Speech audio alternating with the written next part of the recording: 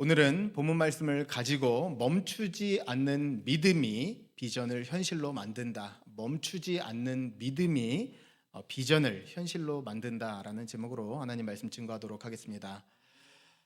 오스 기니스라고 하는 유명한 변증가이자 또 웅변가 또 설교자가 있습니다. 이분이 쓴 책 중에서 거의 이 시대에 나온 책 중에서 너무 유명하고 고전이라고 불릴 수 있는 소명이라는 책이 있습니다.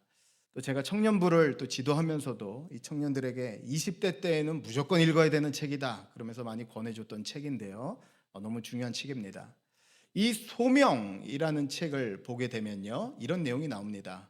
이 분이 많은 사람들을 만나보고 또 사람들을 깊이 살펴보니까 사는 모습은 다양한데 딱 두 종류의 사람이 있더라는 거예요.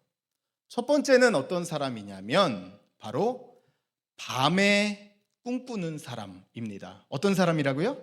밤에 꿈꾸는 사람.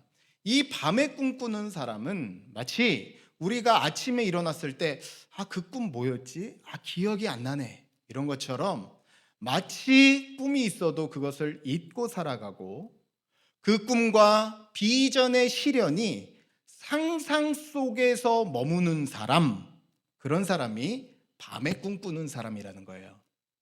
그런가 하면 다른 한 사람을 자기가 만나보니까 있는데 두 번째로는 어떤 사람이냐? 바로 대낮에 꿈꾸는 사람이라는 거예요.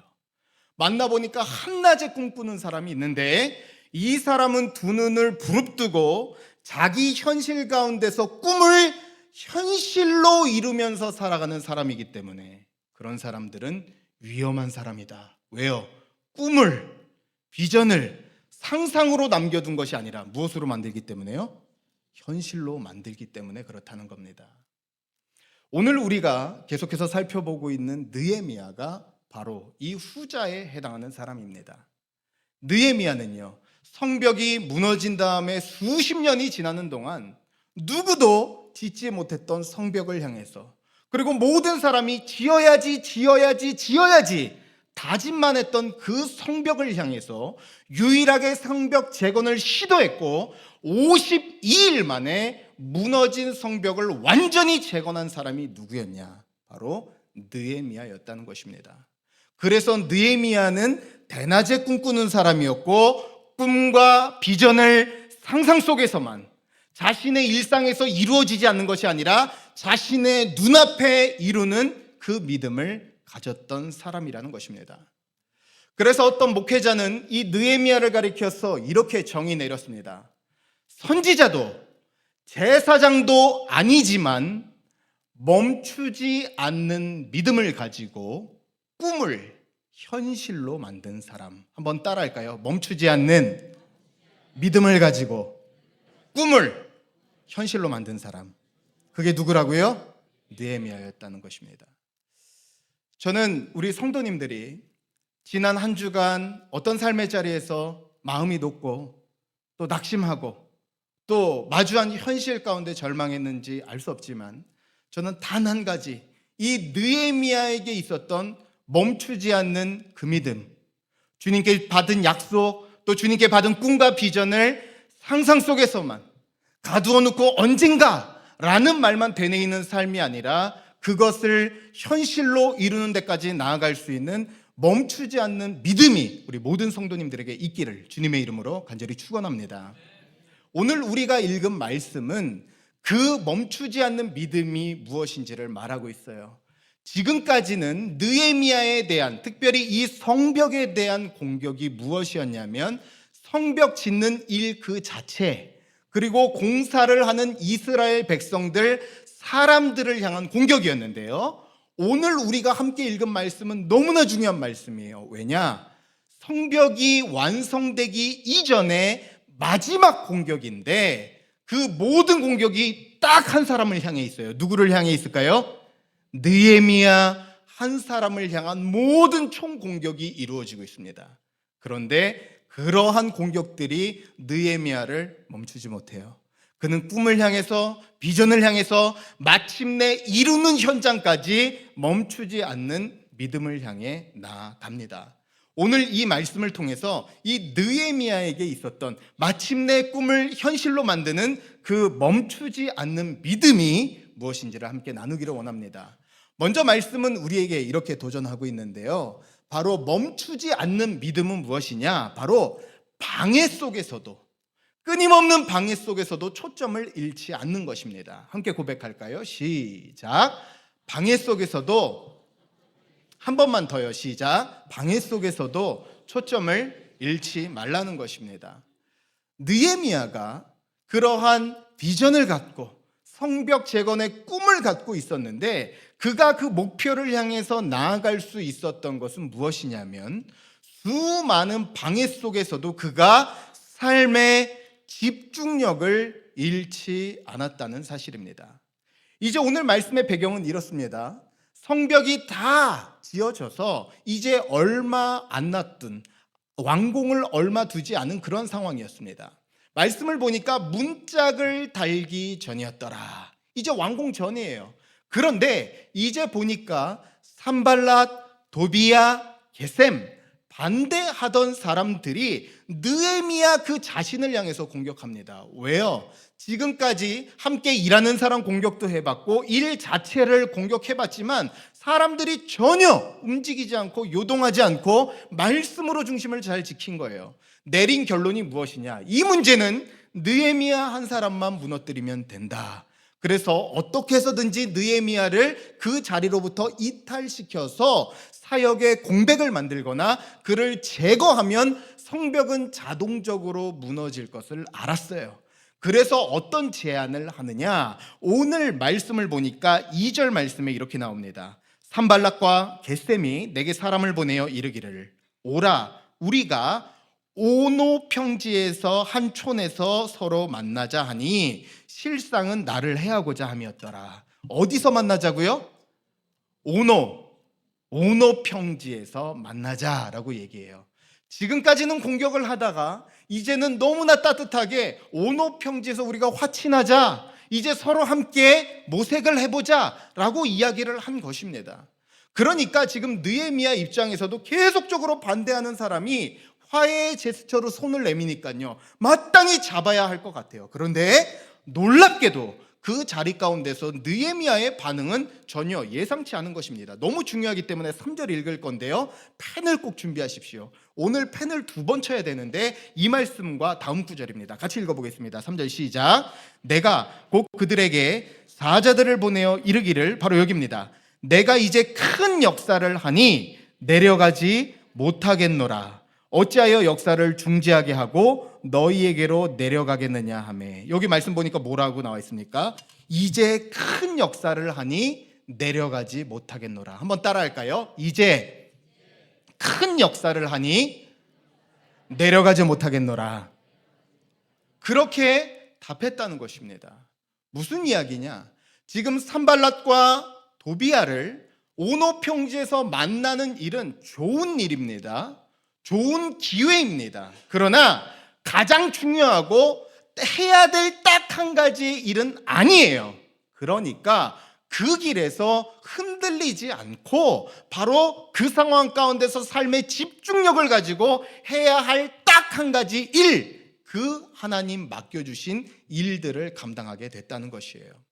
여러분, 마찬가지입니다. 우리 삶에서도 내가 성취하고 이룸을 향해서 나아가는데도 계속적으로 나아가지 못하는 이유는 무엇입니까? 우리 삶 가운데 느헤미야에게 있는 이 고백이 실종돼서 그래요. 내가 큰 역사를 감당하니 내려가지 못하겠노라. 내가 중차대한 이 일을 하기 때문에 하지 못하겠노라. 그래서 꿈을 이룬다는 것, 비전을 이룬다는 것은 하나님께서 주신 그 한 일, 그곳에는 예스라고 답하지만 모든 나머지 부분에는 노라고 답할 수 있어야 한다는 사실입니다. 저는 자녀가 4명인데요. 제가 자녀를 양육하면서 솔직히 고백합니다. 저는 이렇게 아이들 양육하는데 많이 도움을 못 줬어요. 그런데 사역하느라 바쁜다는 핑계로 많이 도움을 주지는 못했지만 그래도 하나 안 빼먹고 하려고 노력했던 게 있는데 애들 책 읽어주는 것입니다. 애들 책 읽어주는 거. 지금까지도 좀 기억에 남는 책이 한 가지가 있는데요.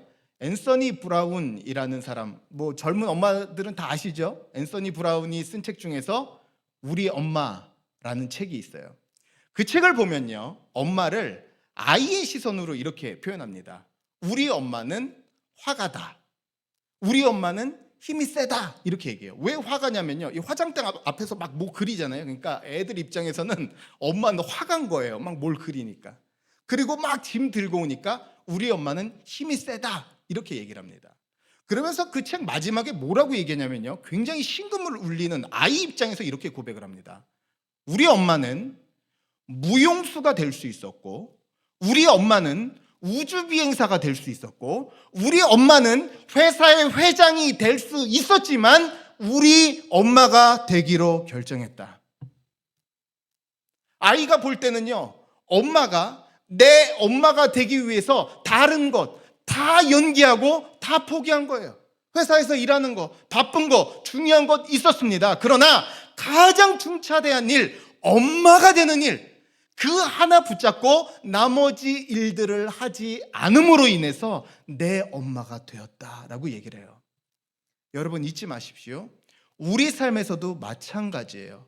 우리 삶에서 이루고 성취하기 위해서는 단 한 가지에 대해서는 네 라고 대답하지만 중요한 모든 다른 일들에 대해서 과감히 아니라고 대답할 수 있어야 되는 줄로 믿습니다. 그래서 언제나 우리 삶 가운데서 이 베스트, 최상의 적은요, bad, 나쁜 게 아니에요. 베스트의 적은요, 언제나 good, 좋은 겁니다. 좋은 것, 할 수 있는 여러 가지 것들이 우리가 집중력 있게 하나님의 뜻을 따라 살지 못하게 하는 것이에요. 그래서 빌립보서 3장 14절 말씀 보니까 우리에게 이렇게 도전합니다. 빌립보서 3장 14절 말씀이에요. 한 목소리로 읽습니다. 시작. 표대를 향하여 그리스도 예수 안에서 하나님이 위에서 부르신 부름의 상을 위하여 표대를 어떻게 해요? 표대를 향하여. 무슨 이야기입니까? 표대만 보겠다는 거예요. 다른 곳에 눈 돌리지 않겠다는 겁니다. 표대만 볼 때 그 표대를 향해 나아갈 수 있고 표대를 붙잡는 곳까지 나아가게 되는 줄로 믿습니다. 우리 성도님도 오늘 말씀을 마음에 담고 한번 돌아보시기를 바랍니다. 내가 지난 한 주 내가 머물렀던 오노 평지는 어디입니까? 하나님 주신 사명, 하나님 주신 꿈과 비전, 그 하나를 붙잡고 살아야 하는데 다른 모든 것들에 대해서 내 시간과 내 물질과 내 삶의 영역들마다 아니라고 말하면서 내가 지금 큰 역사를 하고 있으니 내려가지 못하겠노라 말해야 했음에도 불구하고 내가 너무나 빨리 달려갔던 삶의 부분들이 있다면 바로 다시 한번 하나님 앞에서 어떻게 하라는 거예요? 집중력을 가지고 그 하나를 향해서 표대를 향해 달려나갈 때 주신 꿈과 비전이 현실이 된다는 말씀입니다. 간절히 바라기는 오늘 예배에 참석한 모든 성도님들에게 이런 삶의 집중력이 있기를 간절히 바랍니다. 방해 가운데서 할 수 있는 가장 여러 가지 것들을 잡기 위해 애쓰는 삶이 아니라 맡겨주신 그 일, 곧 한 일을 붙잡고 그 한 길을 걸어갈 수 있는 은혜가 있기를 주님의 이름으로 간절히 축복합니다. 다음으로 이 말씀은 우리에게 이렇게 도전합니다. 하나님과의 친밀함이 있어야 우리 삶이 흔들릴 때 바로 선다는 것입니다. 하나님과의 친밀함이 흔들림 없는 삶을 만듭니다. 이제 첫 번째 공격이 오노 평지에서의 공격이었어요. 가장 중요한 한 일이 아니라 다른 여러 일들을 선택하도록 유혹하고 그 길로부터 이탈하는 것이었습니다. 그런데 다음 공격은 무엇이었냐면 잘 들으셔야 됩니다. 느헤미야에게 있어서 가장 두렵고 이스라엘 백성들에게는 트라우마가 있는 그런 공격이 임합니다. 무엇이냐? 바로 봉하지 않은, 닫지 않은 편지를 한 사신의 손에 들려서 보낸 거예요. 이게 왜 문제가 되냐면요, 당시의 편지는요, 닫은 이후에 도장을 찍어서 누구도 열지 못하고 열었다면 열은 티가 나게 되어 있었습니다. 그런데 봉하지 않았기 때문에 모든 사람이 볼 수 있을까요, 없을까요? 모두 볼 수 있어요. 그런데 거기에다가 쓴 글은 매우 충격적이었습니다. 두 가지였는데, 하나는 느헤미야, 네 자신이 성벽을 쌓은 이유는 네가 왕이 되기 위함이다. 또한 네가 선지자에게 예언을 시켜서 네가 왕이 되려는 적법성을 가지려는 시도를 우리는 알고 있다. 그 편지를 써서 사신의 손에 들려보낸 거예요. 사람들이 모두 다 읽었습니다. 이야기들이 퍼져 나갔을 것이에요. 그런데 이것이 왜 문제가 되냐면요, 이 전에 있었던 성경 에스라 4장 말씀을 보면 이스라엘 백성들이 성벽을 지으려고 노력도 해봤습니다. 그런데 그 성벽 공사가 왜 멈추냐? 바로 이 전략, 유언비어 전략, 주변에서 왕에게 보고가 들어가요. 드디어 저 사람들이 성벽을 짓게 되면 지금 왕에게 해가 돌아갈 것입니다. 반역을 일으킬 것입니다. 그래서 짓던 성벽 공사가 완전히 끝나게 되는 결정적인 계기가 바로 이 전략을 통해서 이루어졌다는 거예요. 그런데 그 전략을 똑같이 쓰고 있는 겁니다. 성도님들 기억하십시오. 제가 지난번에도 한번 말씀드렸지만 우리를 향해 찾아오는 모든 유혹과 시험과 영적인 공격은요, 기출 문제밖에 없습니다. 마귀는요, 신규 출제 이런 게 없어요. 기출 문제예요. 내가 가장 연약한 부분, 내가 넘어졌던 부분, 내가 그 문제만 만나면 넘어지는 바로 그 문제를 또 들고 온다고요. 이스라엘 백성들이 지난 풍문에 의해서 자신들의 성벽이 멈췄었는데 똑같은 문제를 또 가지고 온 겁니다. 느헤미야가요, 너무 불안했을 거예요. 아마 과거의 역사를 알고 있기 때문에 이제 성짝 문만 달면 되는데 이렇게 무너지나? 이렇게 생각했을 겁니다. 그런데 놀랍게도 느헤미야가 어떻게 답을 하냐면, 느헤미야는요, 사람 일일이 쫓아다니면서 자신을 해명하지 않았어요.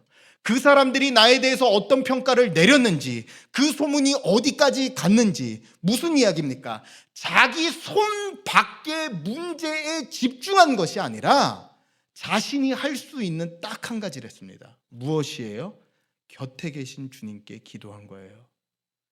다른 사람들이 어떤 소문을 들었는지, 어떻게 반응할지, 나에 대해서 어떻게 수군거리는지는 내 손 밖의 문제입니다.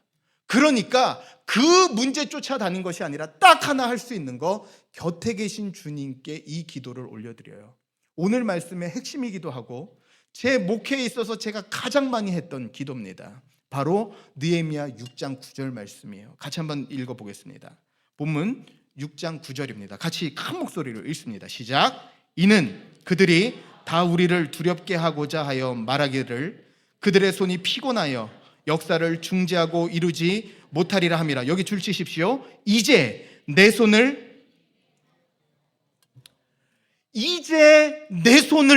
힘있게 하옵소서. 함께 고백할까요? 이제 내 손을 힘있게 하옵소서. 무슨 말입니까? 이 성벽을 짓는데요, 느헤미야도 우리가 생각할 때 누구도 이루지 못한 52일 만에 성벽을 지은 믿음의 사람이고 대단한 결정력과 능력을 가진 사람인 것 같지만 느헤미야도 두려웠어요. 느헤미야도 완공 못할 것 같았어요. 그런데 자기 손은 절망하고 낙심하고 벽돌 들 힘이 없어서 힘이 축 처졌는데 그때 한순간 기도합니다. 이제 내 손을 힘있게 하옵소서.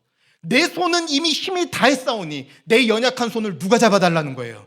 주님이 잡아주셔서 주님이 짓게 해달라는 고백입니다.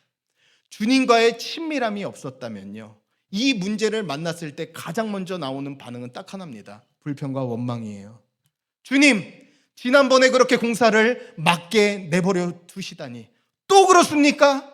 또 이 문제입니까? 어떻게 그럴 수 있습니까? 하나님께 원망하고 불평했을 거예요. 그러나 느헤미야는요, 곁에 계신 그 주님을 친밀하게 알았습니다. 그러자 이 문제가 생기자마자 할 수 있는 단 한 가지, 친밀하고 곁에 계신 그 주님께 자기 삶의 문제를 위탁하기로 맡기기로 작정하고 올려드렸다는 사실입니다. 그래서 저는 성도님들 간절히 소망합니다. 곁에 계신 주님, 이 주님과의 친밀함이 회복돼서 작은 문제까지도, 작은 어려움까지도 주님 앞에 온전히 맡겨드릴 수 있는 은혜가 있기를 바랍니다. 그래서 저는 느헤미야를 읽을 때마다 많이 위로가 되는 이유는요, 이 느헤미야서는요, 일이 있을 때마다 쓴 성경이 아니라 회고록적으로 기록한 거예요. 무슨 이야기냐? 뒤돌아보고 썼다고요. 성벽이 완성된 다음에 나중에 뒤돌아봤을 때 쓴 성경이 느헤미야예요. 그런데 놀라운 건요, 느헤미야에서 제일 많이 나오는 건 뭐냐? 한번 따라할까요? 기도. 느헤미야에서 제일 많이 나오는 건 느헤미야가 한 기도입니다. 하나님 앞에 계속 기도해요. 그 말은 무엇이냐? 느헤미야도 이 성벽이 완성될 거라고 100% 확신하고 100% 신념 가지고 지은 게 아니에요. 시마다 때마다 흔들렸어요. 손에는 힘이 날마다 빠져나갔습니다. 그런데 그 가운데서 다시 새 힘받아 지은 거예요. 주여, 이제 내 손을 힘있게 하옵소서. 이제 내 손을 힘있게 하옵소서. 이 기도 한 번으로 또 한 번의 벽돌 한 장, 또 한 번의 벽돌 한 장을 쌓고 쌓아서 완성되었다는 사실입니다. 우리 삶의 원리도 동일해요. 살다 보면요, 우리 삶의 손은 점점 힘이 빠지고 내 손에서 통제받기 일들이 점점 많이 생깁니다. 그런데 그럴 때 우리가 해야 되는 기도가 있다면 오늘 이 느헤미야가 했던 기도, 주여, 내 손이 힘이 없지만, 내 마음이 눈 녹듯이 다 녹았지만 한 번 더 주님 앞에 이 기도를 구합니다. 주여, 이제 내 손을 힘있게 하옵소서. 그럴 때 포기하고 싶은 문제, 해결이 안 된 미제의 문제, 손 떼야 될 것 같은 그 문제에 다시 한번 믿음의 손을 내밀게 되는 줄로 믿습니다. 제가 지난주에 목사님들과 시차례를 갔다가요, 거기서 한 귀한 목사님이자 선교사님을 만났습니다. 이 목사님이요, 만나서 교제를 하다 보니까 그분도 얼마 전에 미국에서 한국으로 들어오신 분이에요. 공통점이 많아요. 저는요, 우리 집에 애가 제일 많은 줄 알고 우리 넷이라 그러니까 그 집도 넷이래요. 나중에 같이 한번 만나기로 했는데, 그 목사님이 하는 얘기가 정말 이런 얘기를 하시더라고요. 본인이 미국에서 목회를 하다가 중국으로 선교를 갔는데요, 선교 간 지 얼마 안 돼서 애들 다 데리고 선교지를 갔는데 얼마 안 있어서 코로나가 터진 거예요. 그런데요, 거기서 애들 학교를 다녀야 되고 이제 애들이 미국 대학교를 가야 되는데요, 학교가 다 문을 닫은 거예요. 얘네들 지금 학력이요, 지금 여기 학교 다니다 여기 와서 고등학생 돼야 되는데요, 학교가 문을 닫아서 중학생 졸업인 거예요. 대학교를 가야 되는데. 이분이 마음이 계속 자책도 되고 눌리면서, 하나님 어떻게 그럴 수 있습니까? 근데 미국에서 다 포기하고 중국에 선교 왔는데 애들 대학의 문을 이렇게 닫으시면 어떡합니까? 아무리 해도 자기가 그 문제만은 손 뗄 수밖에 없는 문제였대요. 그런데요, 그 상황이 안 풀리고 너무 힘든데 오히려 여러분 그거 아십니까? 상황이 급박하면요, 아이들이 정신을 차리더라는 거예요. 걔네들이 찾아보기 시작하고, 걔네들이 어떻게 이 위기를 헤쳐나갈까, 4명이서 막 머리 맞대고 막 회의하더니 애들이 내린 결론이, 안 된다. 우리 아빠가 선교사인데 우리 지금 대학도 못 가게 생겼다. 우리가 중국에서 검정고시, 미국 고등학교 검정고시 준비하자. 그러면서 서로 걔네들이 공부하고 거기서 모인 거예요. 대학 가야 되는데요, 뭐 지금 한 게 뭐가 있습니까? 선교사 자녀인데 무슨 활동이 있겠어요. 그런데 놀랍게도요, 얘네들이 대학교, 기독교 유명한 대학교 찾아다니면서 입시에서 어디가 선교사들과 어디를 갈 수 있는지를 다 찾기 시작한 거예요. 그러면서 첫째가 그 시카고에 있는 너무나 유명한 대학교입니다. 위튼 대학교라고 기독교 최고 명문 대학이 있어요. 그 학교에 지원을 했는데요, 입학처에서 이런 얘기를 들었대요. 나도 여기 입학처 담당관인데 니네가 지원하는 그런 전형이 있는 줄 몰랐다고. 그런 전형이 있는지도 모르는 거예요. 그러면서 합격될지 모르겠다고. 근데 놀라운 건요, 그 학교에 첫째가 들어가고 둘째가 들어가고 다 길이 하나 둘씩 열린 거예요. 그런데 그 목사님이요, 우리 애가 그렇게 유명한 데 갔어요, 이 자랑하는 게 아니고요, 그 목사님이 제게 주셨던 도전은 이거예요. 도저히 할 수 없는 문제, 부모로서 자녀를 책임져야 되는 이 또 부모로서 가장으로서 그 문제를 책임질 힘이 없어서 나는 손 뗄 수밖에 없는데 주님이 손대시더라는 거예요. 주님이 열어주시더라는 것입니다. 그래서 우리 성도님들 이것을 붙잡아야 돼요. 자꾸만 내가 손 뗄 수밖에 없는 문제들이 있습니까? 다시 한번 주님 앞에 온전히 올려드릴 때, 주여 내 손을 힘있게 하옵소서 구할 때 주님의 열어주심과 주님의 더 나은 인도가 반드시 그곳 가운데 임하게 될 줄로 믿습니다. 그래서 히브리서 12장 12절은 우리에게 놀랍게 이렇게 도전합니다. 우리의 연약함을 이렇게 세우래요. 같이 한번 읽어볼까요? 시작. 그러므로 피곤한 손과 연약한 무릎을 이렇게 세우고, 피곤한 손, 연약한 무릎. 우리 성도님 삶 아닙니까? 손이 피곤해요. 일어날 힘이 없어요. 그런데 다시 일으켜 세우래요. 그런데 이 말은요, 굉장히 아이러니한 말씀입니다. 일으켜 세워야 되는데 힘이 없는데 어떻게 일어납니까? 주님이 세워주시기 때문에 일어나라는 거예요. 약한 손을 붙잡아 주실 것이기 때문에, 낙심한 자리를 일으켜 주실 것이기 때문에 연약한 손과 힘 빠진 그 무릎을 다시 붙잡고 일어서라는 것입니다. 저는 간절히 바랍니다. 우리 성도님들의 삶 가운데서 통제 밖의 일들로 전전긍긍하고 낙심하고 두려워했다면, 오늘 이 느헤미야의 기도가 우리 성도님들의 기도가 될 수 있기를 원합니다. 주님, 제 손은 약해서 손 뗄 수밖에 없는 문제지만, 제 손은 힘이 없어서 이미 축 처졌지만 이제 내 손을 힘있게 없어서, 그럴 때 가정이 새롭게 재건될 줄로 믿습니다. 우리 자녀들의 앞길이 주님 손대심으로 열리게 될 줄로 믿습니다. 우리의 사업과 걸어가는 세계 가운데서도 주님의 열어주심이 있게 될 줄로 믿습니다. 바로 이 기도의 회복으로 걸어가라는 것입니다. 마지막으로 말씀은 우리에게 이렇게 이야기해요. 그래서 우리에게 마지막 필요한 것, 영적인 분별력 갖고 믿음으로 살아가는 것입니다. 같이 한번 고백할까요? 시작. 영적인 분별력을 가지고 믿음으로 살라. 이제 두 가지 공격이 나왔죠. 온오평지에서의 시험, 그리고 붙이지 않은 편지의 시험이 있었어요. 세 번째 시험이 오게 되는 건데요. 이 시험은 무엇이냐? 바로 느헤미야 마음 가운데 어떠한 믿음이 있는지를, 아니 더 정확하게 말해서 하나님을, 어떤 하나님을 믿고 있는지를 시험하는 문제였어요. 그래서 성도님들 잊지 마십시오. 우리 삶에서 마주하고 있는 문제는요, 자녀 문제, 교육 문제, 경제 문제, 문제는 다양한데 결국 그 문제의 뿌리는, 핵심은 하나예요. 어떤 하나님을 믿고 있냐는 거예요. 어떤 하나님을 믿고 있는지가 그 문제의 뿌리입니다. 오늘 말씀을 보면 어떤 일이 발생하게 되냐? 스마야라는 한 사람이 나와요. 이 사람이 자기가 예언의 영을 받아서 집에서 두문불출하지 않고 있습니다. 그러니까 느헤미야와 꽤 가까웠는지 느헤미야가 직접 찾아가요. 그러니까 이 스마야라는 사람이 뭐라고 이야기하냐면, 내가 지금 환상을 보고 계시를 봤는데 지금 적들이 너를 죽이려고 한다. 그렇기 때문에 성소로 들어가서, 성전에 들어가서 문을 닫으면 내가 살 것이다. 이렇게 얘기해요. 겉으로 볼 때는요, 목숨에 대한 위협이에요. 그런데 사실 한꺼풀만 벗기면 이 문제는 무엇이냐면 하나님을 어떻게 보고 믿느냐예요. 왜냐하면 바로 모세의 율법에 의하면 이 성전에는요, 제사장이 아닌 성전에 일반 평신도 성도들이 들어가게 되면 하나님이 치신다고, 하나님께서 절대로 들어가지 말라고 한 약속이 있어요. 그렇기 때문에 지금 느헤미야는 어떤 갈등 가운데 있냐면, 하나님을 살아계신 하나님으로 존중하게 되면 그곳에 들어가지 못해요. 그런데 또 반대로 내 목숨만 붙잡고 살면 그곳에 달려 들어가서 살아야 될 것 같아요. 그런데 그곳 가운데서 느헤미야가 그 중심을 간파합니다.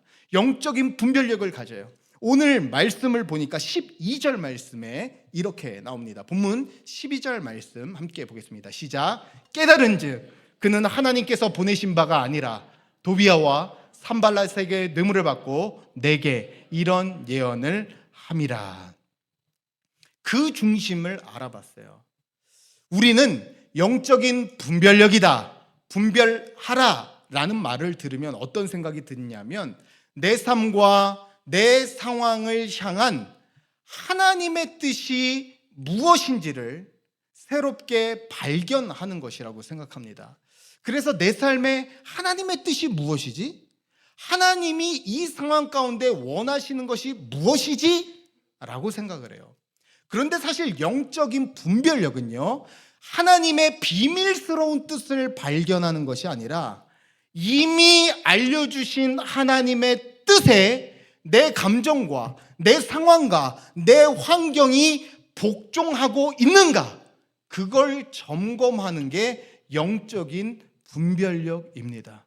새로운 뜻, 새로운 방향이 있는가, 하나님의 숨겨진 뜻을 발견하는 것이 아니라 영적으로 분별한다는 것은 이미 알려주신 이 말씀 가운데서 내 삶과 내 의지와 내 환경 여건 전체를 복종하고 있는가, 이것을 기준으로 삼고 있는가를 점검하는 것, 그것이 바로 영적인 분별력이라는 거예요. 지금 이 느헤미야는요, 딱 보니까요, 자기 마음 가운데서 하나님께서 알려주신 그 말씀이 떠올랐어요. 그러니까 그 말씀에 순종함으로 나는 가지 않겠노라 결정하면서 그곳에 들어가지 않고 분별해 내게 되었다는 사실이에요. 우리 삶에서도 동일합니다. 분별하기 위해서는 이 하나님의 말씀에 내 뜻과 내 의지가 복종하는지, 아니면 내 원함과 내 욕망에 이끌려 살고 있지는 않는지를 점검해 보셔야 돼요. 저는 교회를 수십 년 동안 다니면서 목회자 아들로 자라면서 제가 교회에서 유일한 난제 하나가 있었다면 성경을 읽을 때 이게 이해가 안 됐어요. 사울이라는 첫 번째 이스라엘 왕이 있는데요, 하나님께서 더 심한 사람들이 죄를 지어도 용서를 하시는데 하나님께서 사울을 버리십니다. 첫 번째 왕인데. 그럼 뭘 그렇게 잘못했냐? 성경을 읽어보니까 아말렉 군대와 싸울 때 거기서 나온 전리품을 하나님께서 다 진멸하라 말씀하세요. 그런데 진멸하지 않고 살려둡니다. 그러면서 이야기하기를 이것을 주님께 드리기 위한 것으로, 좋은 것으로 골라놨습니다. 그런데 뭐라고 하냐면 여호와께서 너를 버리셨으므로, 이런 선언이 나와요. 저는 교회 다니면서 이게 이해가 안 됐습니다. 그래서 나중에 제가 대학원 가서, 총신대학원 다닐 때 제가 이거에 대해서 논문을 썼어요. 아니 왜 하나님께서 사울을 버리나. 근데 나중에 발견한 게 뭐냐면요, 바로 이것이었습니다. 그 말씀을 자세히 읽어보면 말씀에 두 가지 목소리가 들려와요. 하나님의 목소리, 전쟁에서 얻은 모든 전리품을 진멸하라. 그리고 또 한 목소리가 들려오는데 양과 소의 목소리예요. 두 단어가 똑같아요. 하나님의 목소리와 소와 양의 목소리가 똑같이 들려옵니다. 그러니까 결국 사울의 마음 가운데서는 무엇을 결정해야 되냐면 하나님의 뜻에 내 삶과 내 결정권을 굴복시킬 것인지, 내 욕망과 세상적 욕심을 따라 살 것인지를 결정해야 됐어요. 그런데 여호와 하나님의 목소리가 아니라 세상의 목소리로, 욕망의 목소리로, 내면의 목소리를 따라간 결과가 사울의 결과였다는 사실입니다. 그래서 우리 삶도 동일해요. 우리가 살아갈 때 우리가 내리는 모든 선택 가운데 두 가지 음성이 들려올 것입니다. 하나님의 음성과 하나님의 뜻과 내 마음과 상황과 환경에 다급함으로 임해 내 내면의 목소리가 들릴 거예요. 그런데 그 가운데서 어떻게 해야 된다고요? 영적으로 분별해야 됩니다. 하나님의 뜻을 선택해야 됩니다. 그래서 이번 한 주 저는 성도님들이 살아가는 모든 발걸음 가운데서 우리의 선택의 주어가 바뀌길 원해요. 내게 옳은 것인가, 내가 좋아하는 것인가, 나를 기쁘게 하는가가 아니라 주를 위한 것인가, 주의 영광을 위한 것인가, 주님께서 기뻐하시는 것인가. 바로 이 선택 기준을 가지고 살아갈 때 우리는 내리는 선택 하나하나 가운데서 영적으로 분별하며 하나님께서 세우시는 그 삶을 살아갈 수 있게 되는 줄로 믿습니다. 그래서 빌립보서 1장 10절 말씀은 이렇게 나와요. 이 말씀을 읽고 오늘 말씀을 마무리하겠는데요, 빌립보서 1장 10절입니다. 시작. 너희로 지극히 선한 것을 분별하며 또 진실하여 허물 없이 그리스도의 날까지 이르고. 지극히 선한 것, 가장 좋은 것, 화려한 것, 내가 원하는 게 아니에요. 지극히 선한 것은 무엇입니까? 하나님이 원하시는 것, 하나님의 말씀에 의거한 것, 그것을 분별하여 거룩하고 믿음의 길을 걸어가는 것입니다. 이번 한 주 저는 성도님들이 멈추지 않는 믿음을 가지고 삶의 현장 가운데서 주의 이루심을 목도하는 삶을 살아가기를 원합니다. 그런데 그러기 위해서 모든 선택의 기준을 이 기준 삼으셔야 돼요. 주의 이루심과 주의 역사를 목도하기 위해서 이 한 가지 기준, 영적인 분별력을 가지고 내리는 선택이 나의 마음에, 내 환경의 다급함과 조급함과 내 마음의 원함이 아니라 주의 영광을 위해, 주의 이름을 위해, 주님을 위해 내리는 선택 가운데 결코 무너지지 않도록 다시 세우시는 주의 선하신 역사가 반드시 있게 될 줄로 믿습니다.